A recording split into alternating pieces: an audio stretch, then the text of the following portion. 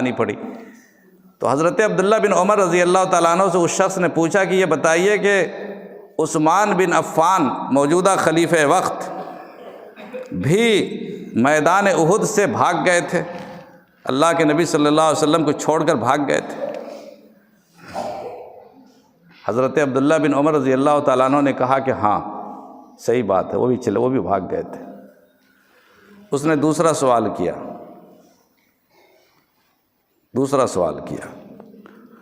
اس نے کہا کہ میں نے یہ سنا ہے کہ حضرت عثمان بن عفان موجودہ خلیفہ غزوہ بدر میں شریک نہیں تھے۔ غزوہ بدر اسلام کی پہلی جنگ ہے، پہلی جنگ، اور اللہ تعالیٰ نے اس جنگ کو، اس غزوے کو اتنی بڑی فضیلت دے دی تھی، 313 صحابہ کی جماعت شریک تھی کہ اس میں کوئی بھی انسان جو شریک ہوا، چاہے انسان یا فرشتہ، تمام انسانوں پر اور تمام فرشتوں پر ان کی فضیلت ہے۔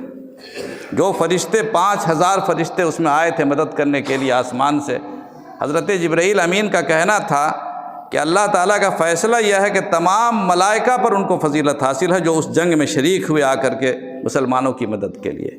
اسی طرح جو صحابہ شریک ہوئے ان تمام صحابہ کو بعد والے صحابہ پر فضیلت حاصل ہے جو جنگ بدر میں شریک ہے۔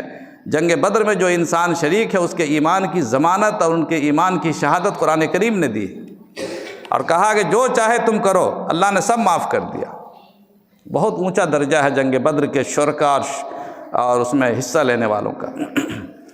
تو اس نے سوال کیا کہ یہ بتائیے کہ غزوہ بدر میں سنا ہے کہ عثمان بن عفان شریک نہیں تھے۔ فتنہ اسی طرح شروع ہوتا ہے۔ تو حضرت عبداللہ بن عمر نے کہا کہ ہاں وہ شریک نہیں تھے۔ پھر اس نے تیسرا سوال کیا